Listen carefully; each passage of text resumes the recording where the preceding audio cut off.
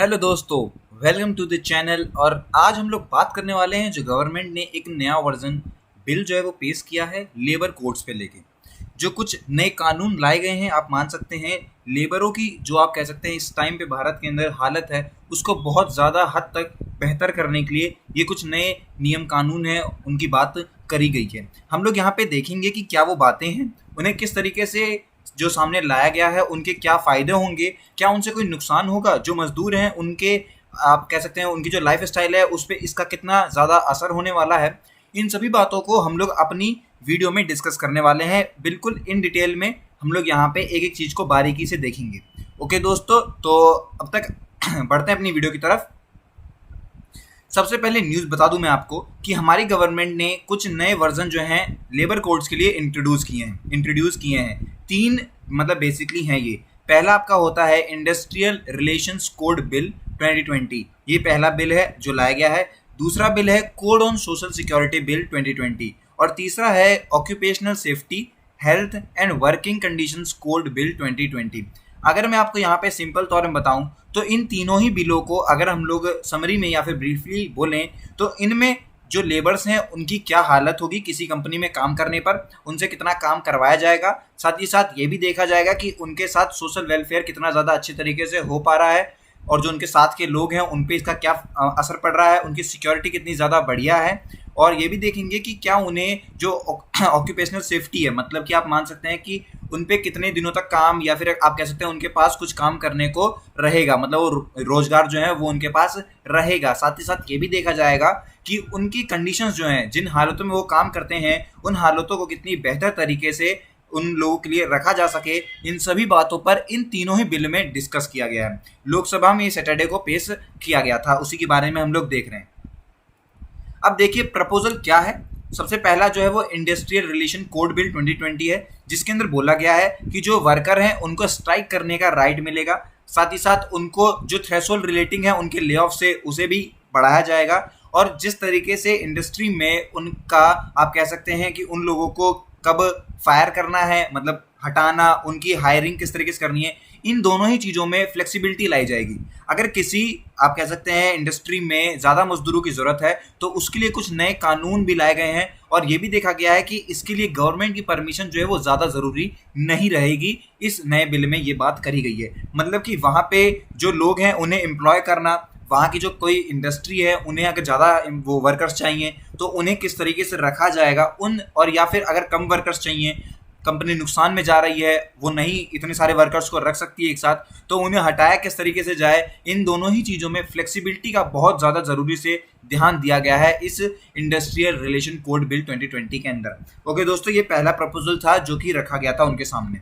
दूसरा देखा, मैं आपको बताऊं एक बात कि जो कंपनीज आप मान सकते हैं जिनके अंदर जो वर्कर्स हैं वो 100 से 300 वर्कर्स तक हैं, तो उन कंपनीज पे जो गवर्नमेंट का थोड़ा सा ज़्यादा आप मान सकते हैं ध्यान रहेगा, उनमें ज़्यादा फ्लेक्सिबिलिटीज़ दी जाएंगी। वहाँ पे लोगों को ज़्यादा आप कह सकते हैं फ्रीडम मिलेगी काम करने में। जो वहाँ के लेबर्स हैं उन्हें ज़्यादा अच्छी सुविधाएं दी जाएंगी और ना कि केवल इतनी चीज़ें रहेंगी। साथ ही साथ ये भी देखा जाएगा कि उन जो उनके आप कह सकते हैं जो लेबर्स हैं उनमें किसी तरीके से उनका नुकसान ना हो रहा हो, उन्हें जो आप कह सकते हैं जो उनकी पेमेंट है, सैलरी जो उन्हें मिलेगी उसमें किसी तरीके से उन्हें दिक्कत ना आ रही हो। इन सभी बातों पर भी देखा जाएगा।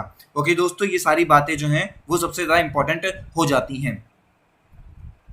अगर मैं आपको एक और चीज़ बताऊं, जो IR कोड प्रपोज किया है वहाँ पे ये भी बोला है कि अब तक अगर किसी एक कह सकते हैं जो स्ट्राइक करवानी होती थी तो उस टाइम पे रूल ये था कि आपको 6 हफ्ते पहले नोटिस जारी करनी पड़ती थी, जहाँ पे बताया जाता था कि ये अब हम लोग करने वाले हैं एक स्ट्राइक ऐसी। तो उन चीज़ों को हटा वो चीज़ हटा के अब इन्होंने कहा है कि इंडस्ट्री को अगर स्ट्राइक करने वाली हैं वहाँ के जो मजदूर हैं तो उन्हें 60 दिन पहले मतलब 60 डेज अर्लियर उन्हें जो है नोटिस प्रोवाइड करवानी पड़ेगी। साथ ही साथ उन्हें 6 मतलब एक आप कह सकते हैं कि जो कंपनी है उसे इस तरीके से ये रखना पड़ेगा अपने सामने भी कि हम लोग अभी स्ट्राइक करने वाले हैं तो 60 दिन पहले इन्हें हम लोग नोटिस जारी कर दें। और उस बीच जो टाइम रहेगा उसमें जो इंडस्ट्री है वो क्या करेगी, वो उनसे सलाह मशवरा करके या फिर जो भी कह सकते हैं, अगर वो चीज़ें सॉर्ट आउट हो जाती हैं तो बढ़िया है, नहीं तो फिर वो स्ट्राइक कर सकती हैं। तो ये दोनों ही चीज़ें यहाँ पे लाई गई हैं। उसमें बताया गया है कि 60 दिन पहले आपको स्ट्राइक करने से पहले उन्हें नोटिस देनी पड़ेगी, जो कि सबसे ज़्यादा ज़रूरी हो जाती है। अब देखिए वर्कर्स के लिए जो प्रपोजल्स लाए गए हैं वो क्या हैं।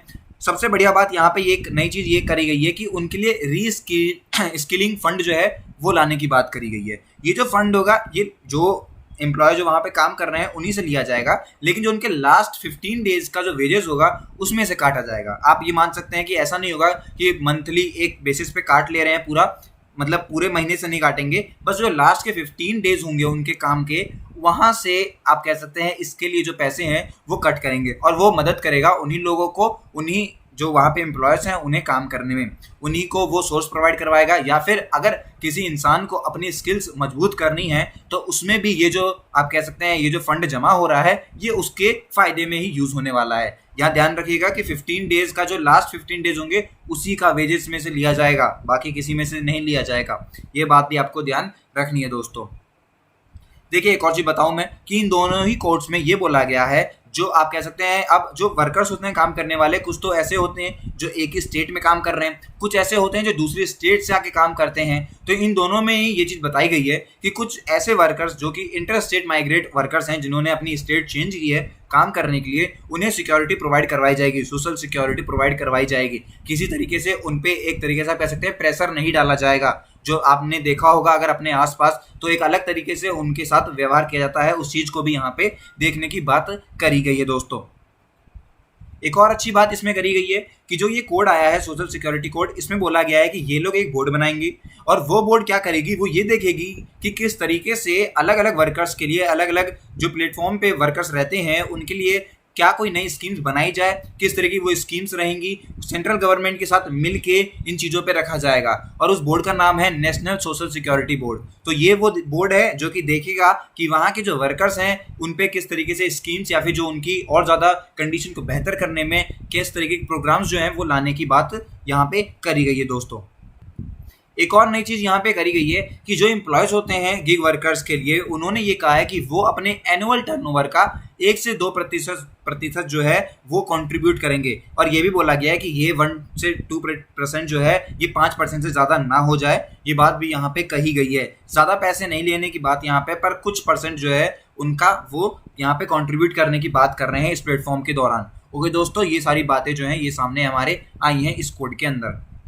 अब देखिए आपका जो occupational safety health and working condition code है उसके अंदर बोला गया है कि जो इंटर स्टेट माइग्रेट वर्कर्स हैं जो कि दूसरी स्टेट से काम करने आते हैं और उनकी अर्निंग अगर 18,000 रुपये तक होनी चाहिए, मतलब अप टू 18,000 रुपीज़ जो है वो उनकी अर्निंग जो है वो कमा सकते हैं एक दूसरी स्टेट में जाके दोस्तों। और ये बोला गया है कि the propose definition makes a distinction from the present definition of only contractual employment. मतलब कि बोला गया कि जो कॉन्ट्रैक्ट बेस्ड आपने देखा होगा कई सारे वर्कर काम करते हैं जिनका कुछ महीने का कॉन्ट्रैक्ट होता है, उन चीज़ों पे भी उनके लिए एक अलग आप कह सकते हैं उनकी डेफिनेशन बदल दी गई है कि किस तरीके से उन्हें लोगों को कॉन्ट्रेक्चुअल काम करवाना है। ये बातें भी अब के बार इस occupational safety health and working condition code पे करी गई हैं। मतलब कि हर एक पहलू पे देखा गया है कि किस तरीके से वो लोग जो मजदूरों की इस समय जो हालत है उसे और बेहतर कर सकें कि लोगों को किसी तरीके की दिक्कत सामने ना आए और वो लोग अपना काम जो है वो काफ़ी आसानी से कर पाएंगे दोस्तों। यही थी मेरी पूरी आज की वीडियो। आई होप कि इस वीडियो से आपको अब काफ़ी कुछ क्लियर पता चल गया होगा इस नए लेबर कोड के बिल के बारे में। तो ये अभी बिल प्रस्तुत किया गया है लोकसभा में, अब देखते हैं ये एक्ट बन के आता है या जो भी चीज़ें होती है इसके सामने हम लोग देखेंगे, और वही चीज़ें मैं आगे अगर वो निकलती हैं तो उसमें मैं एक सेपरेट वीडियो बना दूंगा। बने रहिए हमारे चैनल के साथ, मिलते हैं अपनी अगली वीडियो में, तब तक के लिए गुड बाय।